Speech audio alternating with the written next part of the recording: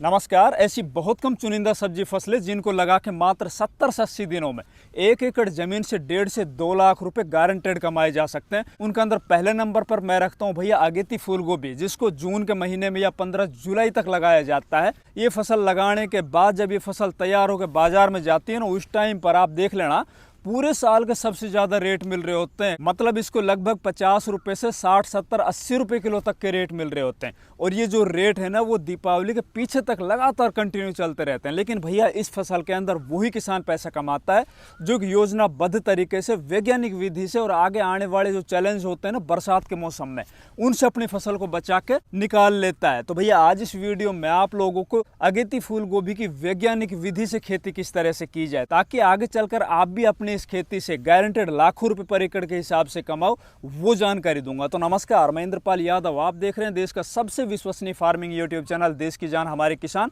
अगर अभी तक इस चैनल को सब्सक्राइब नहीं किया तो प्लीज चैनल सब्सक्राइब कर लीजिए, वीडियो लाइक और ज्यादा से ज्यादा दूसरे किसान भाइयों तक शेयर कीजिए। तो भैया सबसे पहले अपन बात करते हैं अगेती फूल गोभी को कामयाब अगर आपको करना है तो इसके लिए आपको एक स्वस्थ नर्सरी तैयार करनी होगी। नर्सरी भी आपकी 22 से 25 दिन के अंदर तैयार हो जानी चाहिए।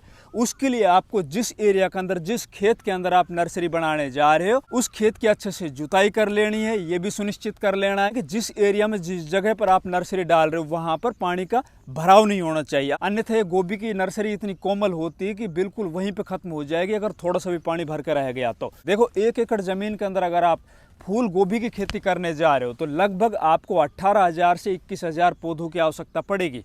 उसके लिए आपको लगभग 120 ग्राम से 150 ग्राम बीज की आवश्यकता पड़ेगी। फिर बात आती है बीज सेलेक्शन की कि यार कौन सी वैरायटी हमें इस टाइम के ऊपर जो अगेती गोभी हम लगाने जा रहे हैं, तो इसके अंदर एक तो बहुत ज़्यादा तापमान का प्रभाव पड़ेगा, तो हमारी जो फसल है ना वो अच्छे से बढ़ते हुए टेम्परेचर के अंदर भी ग्रो कर जाए। और साथ ही इसके जो बनने वाले कार्ड, जो फूल होता है ना, वो शानदार होने चाहिए, सफ़ेद होने चाहिए, गुथमा होने चाहिए, ताकि आगे चलकर मंडी के अंदर उनको बढ़िया रेट मिले।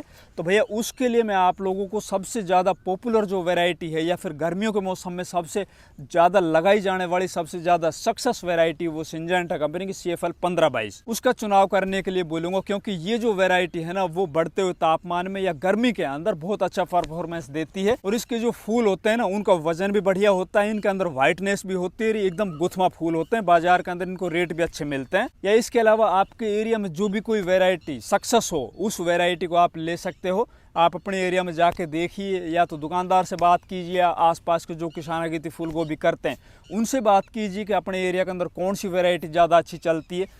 उनमें से आप कोई भी लेके, और लगभग 120 ग्राम बीज है ना, वो लेके आप आ जाइए। उसके बाद फिर बात करते हैं भैया स्वस्थ नर्सरी बनाने के लिए हमें वो कौन सा मेथड अपनाना चाहिए, जिससे हमारी जो नर्सरी है ना, वो केवल 22 से 25 दिन के अंदर बनकर तैयार हो जाए। तो अगर आप प्रो ट्रे के अंदर नर्सरी बनाना चाहते हो तो आप प्रो ट्रे लीजिए, उसके अंदर कोकोपीट और वर्मिंग कंपोस्ट की आधी आधी मात्रा उसको आप मिक्स कर लीजिए। मिक्स करने के बाद उस प्रो ट्रे के अंदर उसको आप भर लीजिए। फिर प्रो ट्रे के अंदर जो होल होते हैं उनको थोड़ा सा ऊपर से प्रेस कीजिए उंगली से, ताकि थोड़ा सा वो नीचे हो जाए। और उसके अंदर एक एक बीज डाल के आप, और दोबारा से जो आपने मिक्सचर तैयार कर रखा है उसको ऊपर डाल के एक लेयर चढ़ा के, और उसके अंदर आप झरने से पानी दे दीजिए। फिर देखोगे आप 3 से 4 दिन के बाद इनके जो बीज है वो जर्मिनेट हो जाएंगे। आपको ये ख्याल रखना है कि लगातार इस मौसम के अंदर सिंचाई व्यवस्था आपको दुरुस्त रखनी होगी। मतलब प्रो ट्रे के अंदर आपको लगातार भैया नमी बना के रखनी होगी। अन्यथा अगर थोड़ी देर भी या फिर 1-2 घंटे भी उसके अंदर से नमी गायब होगी तो इसके जो पौधे होते हैं ना गोभी के, बहुत कोमल होते हैं, वो वहीं पे कुलमुला जाएंगे, मुरझा जाएंगे या फिर मर जाएंगे। तो एक तो आपको उन प्रो ट्रे को उठा के कहीं भी छायादार पेड़ के नीचे रखना है, या फिर ऐसे स्ट्रक्चर तैयार कर लीजिए जहां पर डायरेक्ट सनलाइट ना पड़ती हो। वहां पर आप लगातार इसके अंदर पर्याप्त नमी बना के रखिए। आपकी जो नर्सरी है वो केवल 22 से 25 दिन के अंदर तैयार हो जाएगी। बीच बीच में इसके अंदर आपको NPK 19-19 का भी स्प्रे करते रहना है, और इसके अंदर इंसेक्टिसाइड, फंजीसाइड हल्का मोटा, जो मैं अभी आगे चलकर आपको बताऊंगा, उसकी भी हल्की मात्रा लेके स्प्रे करते रहना है, ताकि हमारी फसल के अंदर कोई भी ऐसी डिजीज ना आए जिससे कि इसके अंदर लगने वाले जो फंगस जनित बीमारियां होती हैं ना, उससे पौधे खत्म ना हो। दूसरा मेथड मैं बताऊंगा भैया जो सबसे ज़्यादा हमारे देश के अंदर अपनाया जाता है, ट्रेडिशनल तरीका, परंपरागत तरीका। एक तो क्यारियों से, फिर दूसरा बेड से। अगर आप क्यारियों में नर्सरी डालने जा रहे हो तो सबसे पहले आप सुनिश्चित कर लीजिए जिस जगह के ऊपर आप नर्सरी बनाने जा रहे हो उस जगह के अंदर, उस मिट्टी के अंदर आपने अच्छे से जुताई कर रखी हो। जुताई करने के बाद इसके अंदर आपने देसी खाद भी, थोड़ा बहुत आप DAP भी डाल दीजिए। ये काम करने के बाद आप मिट्टी को अच्छे से दोबारा से रोटावेट कर दीजिए, ताकि जो खाद है वो मिट्टी के अंदर अच्छे से मिल जाए। इसके बाद फिर बात आती है भैया क्यारियाँ निकालने की। तो क्यारियां आपको 3 फीट चौड़ाई में और लंबाई आप 7 फीट से 10 फीट रख सकते हो। मतलब 3 बाई 10 फीट की आप क्यारियां निकाल लीजिए अगर आप क्यारियों के अंदर नर्सरी डालने जा रहे हो। क्यारियां बिल्कुल एकदम ऊपर से लेवल होनी चाहिए, इसके अंदर मोटी डलियां नहीं होनी चाहिए और मिट्टी है ना एकदम भुरभुरी होनी चाहिए। उसके बाद आप इसके अंदर बीज लेकर उसको ब्रॉडकास्ट कर सकते हो, मतलब ऊपर से आप छिटक सकते हो, छिटक कर हाथों से उसको मिला दीजिए। ऊपर से आप देसी सड़ा गला गोबर का खाद है उसको आप छान के ऊपर डाल सकते हो ताकि जो बीज है वो अच्छे से जर्मिनेट हो जाए। उसके अंदर आप फिर सिंचाई कर दीजिए।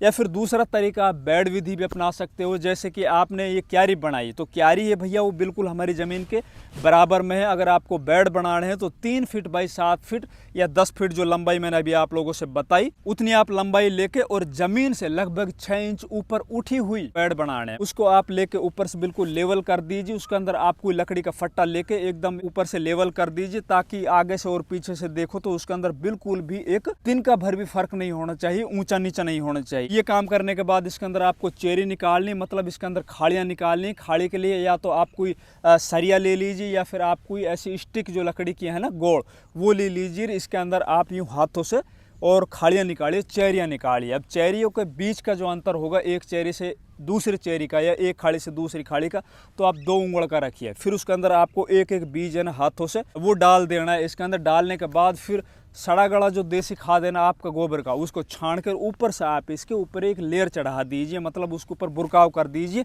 फिर आपको इसके ऊपर बोरियां ढक देनी। देखिए गर्मी का टाइम है इस टाइम पर और अच्छी जर्मिनेशन के लिए ना अपन को वो बोरियां है ना वो बहुत ज़रूरी है इस टाइम पर ढकने। अब बोरियां ढकने के बाद फिर इसके अंदर आपको क्या करना भैया, सिंचाई कर देनी है। सिंचाई पहले जब आप करने जा रहे हो तो बिल्कुल एकदम आपको लबालब भर देना वो ऊपर तक, बोरी के ऊपर तक, बेड के ऊपर तक पानी फैल जाना चाहिए। फिर आपको देखना बोरिया हटा के लगभग 4 दिन के बाद आपके जो बीज है ना वो डेफिनेटली जर्मिनेट हो चुके होंगे। आप 4 से 5 दिन के बाद उन बोरियों को हटा दीजिए। फिर इसके अंदर आप एक हल्की सी सिंचाई कर दीजिए। और जब आप सिंचाई करो नर्सरी के अंदर तो विशेष आपको ध्यान रखना है वो सुबह के टाइम करना है या फिर शाम के टाइम करना है।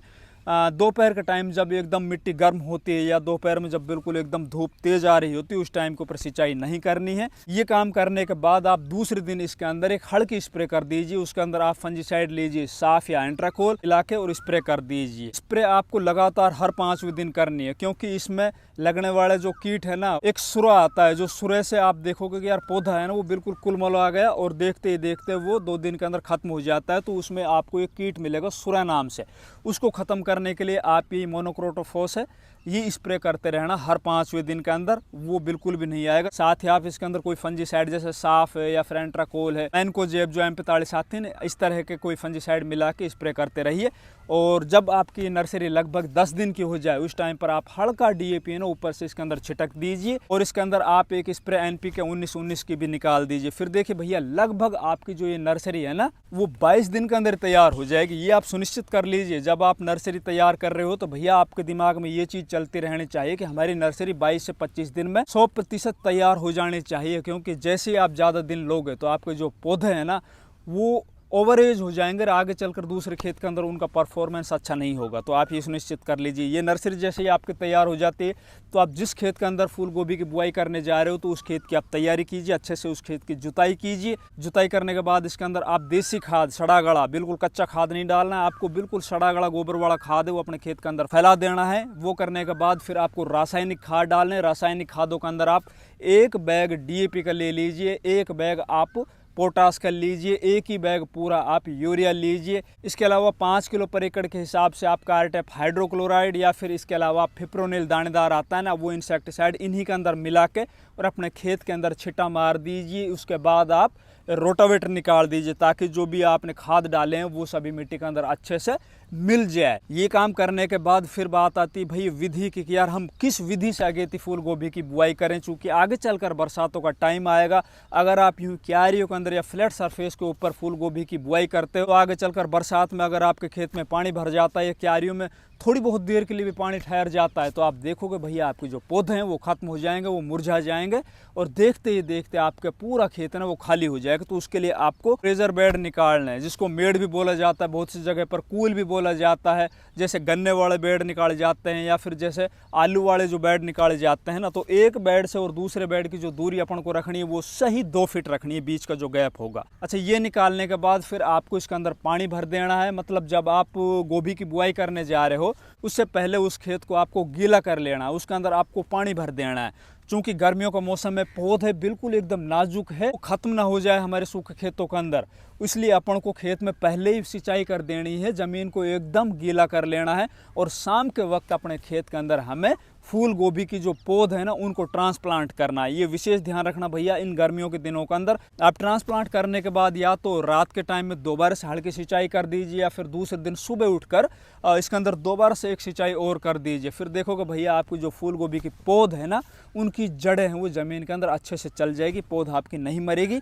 आपको 2-3 सिंचाइयाँ हैं ना वो थोड़ा जल्दी जल्दी करते रहना है। जैसे कि आज हमने सुबह के टाइम में उसके अंदर हल्की सिंचाई की, दूसरे दिन फिर आप देख लीजिए, वो आपकी मिट्टी के ऊपर डिपेंड करता है कितनी ज़्यादा वाटर को होल्डिंग करके रखती है, मतलब वो पानी को कितने टाइम तक सहेज करके रखती है। अगर आपकी मिट्टी बिल्कुल हल्की है, रेतीली है, तो उसके अंदर आप थोड़ा जल्दी जल्दी सिंचाई कर दीजिए। अगर आपकी मिट्टी काली है, चिकनी है और ज़्यादा हार्ड सोइल है तो उसके अंदर हो सकता है आपको एक दिन छोड़ के एक दिन सिंचाई करनी पड़े। बाकी जब छोटी पौध अपन ट्रांसप्लांट किए तो उसके अंदर थोड़ा नमी है ना हमें बना के रखनी है। फिर जब आपकी फसल लगभग 10 दिन की हो जाए तो आप देखिए उसके अंदर से नई पत्तियां हैं ना वो निकलनी स्टार्ट हो ही जाएगी। नई पत्तियों का जो कलर होगा ना वो आपको नीला दिखाई देगा। अगर आपको पत्तियों का कलर नीला दिखाई देता है तो आप सोच लेना भैया हमारी फसल एकदम सही से ग्रोथ कर रही। अगर आपकी फसल है वो 10 दिन के बाद 12 दिन के बाद भी ग्रोथ अच्छे से पकड़ती हुई नहीं दिखाई दे रही तो आपको उसके अंदर यूरिया डाल देना है। फिर दोबारा से यूरिया के अंदर आपको पूरा 1 एकड़ ज़मीन के अंदर लगभग 30 से 35 किलो यूरिया लेना है।